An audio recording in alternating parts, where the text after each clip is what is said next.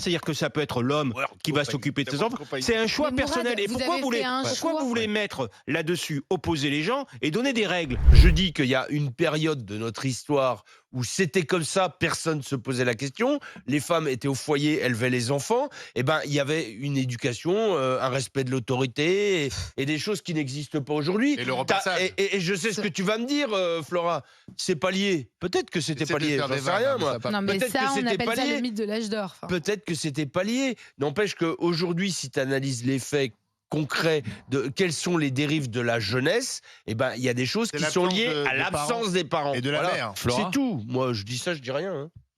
Ah bon? Je comprends ce que tu dis, cher Didier, puisque il y a 40% des hommes qui pensent comme toi. Il y a, une étude du Haut Conseil à l'égalité qui a montré que 40% des hommes pensent que peut-être que les femmes à la maison, ça rendait la société plus saine, pérenne, que sais-je. Donc je ne peux qu'entendre cet argument puisque vous êtes 40% des hommes à le penser. Le problème, c'est que quand on regarde les femmes, on tombe à 20%. Donc déjà, le premier truc qui m'intéresse, c'est pourquoi les hommes se permettent de dire aux femmes ce qu'elles doivent faire ou ne pas faire. Et dans quelle mesure les hommes ont un droit de décréter, faire des lois, voter le comportement des femmes. Moi, ça, déjà, ça me pose un problème, puisque je crois que dans la Déclaration des droits de l'homme, on est libre et égaux en droit, et qu'on n'a pas à se mêler des droits des uns et des autres.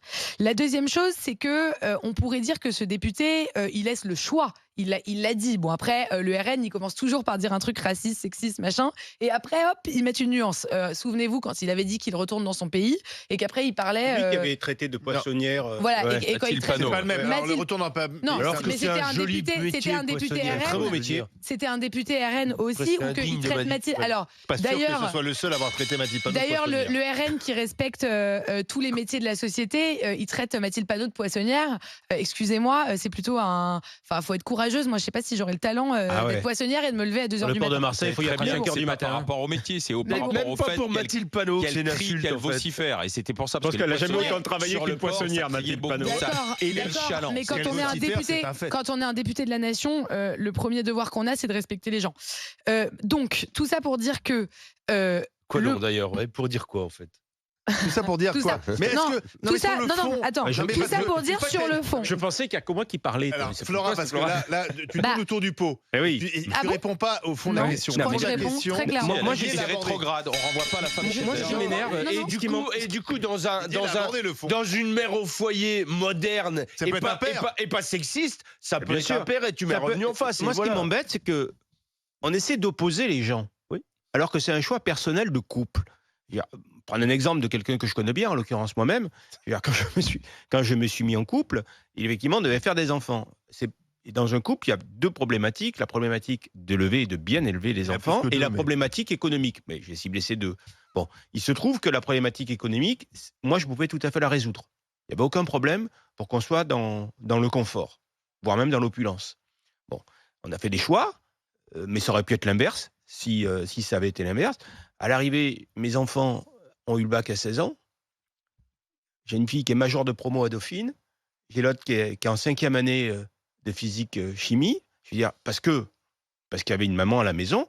Et donc, on a décidé dans ce concept-là, dans le couple, que tout était partagé. Tout. C'est à savoir les responsabilités, mais aussi, si j'ose appeler, les dividendes. Enfin, tout ce qui a été créé appartient aux deux. Mourad, vous avez mais fait après, un ça choix. peut être l'inverse. Ça peut être l'inverse, c'est-à-dire que ça peut être l'homme qui va s'occuper de ses enfants. C'est un choix personnel. Et pourquoi vous voulez mettre là-dessus, opposer les gens et donner des règles? Et si on fait pas comme si, c'est qu'on est un macho, c'est qu'on est pas si. C'est un choix personnel de chacun. C'est lui qui impose des choses, c'est ce député. Donc tu es d'accord avec moi? Non, il dit simplement. Et moi, je pense effectivement. Non. Il faut remettre dans le contexte. Il combat le fait de trouver un boulot à tout le monde. Voilà, c'est ça. Voilà. Et je répète que pour rester à la maison, il y en a qui n'ont pas besoin d'enfants, qui préfèrent rester à la maison qu'aller travailler. Je suis ravie pour toi, pour ta femme et tes enfants, que tu aies suffisamment bien gagné ta vie pour entretenir tout le monde. Le problème, c'est que dans les faits, les femmes qui choisissent de ne pas travailler, c'est en général parce qu'elles sont moins payées, qu'elles ont un mode de garde qui n'est pas satisfaisant. Il y a plein de collectivités où il n'y a pas de place en crèche, etc. Et que 8 temps partiels sur 10 sont à des femmes. Donc en fait, aujourd'hui, le premier problème, c'est la précarité de l'emploi chez les femmes. Donc on peut décider qu'on remet les femmes à la maison pour résoudre le problème du chômage, solution miracle. On peut aussi décider qu'on tue tous les Africains pour régler le problème du réchauffement climatique. Ça, c'est des méthodes qui ne sont pas démocratiques. Qui ne sont pas démocratiques. Après, tu as une réalité. Moi, ce que je dis, c'est que chacun. Flora, il y a une réalité. J'ai recruté. Écoute-moi, Flora, j'ai recruté des centaines de femmes. Des centaines de femmes, j'ai recruté comme salariés. D'accord ?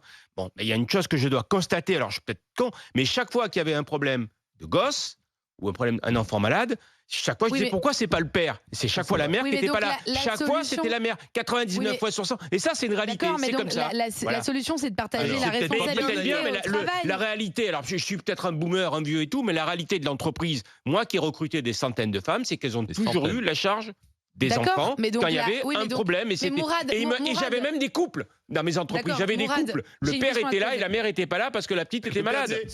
Mourad, j'ai une question à te poser. La solution pour toi, c'est de mieux répartir la charge entre le père et la mère pour que tes salariés, qu'ils soient hommes ou femmes, la solution, c'est de ne pas opposer.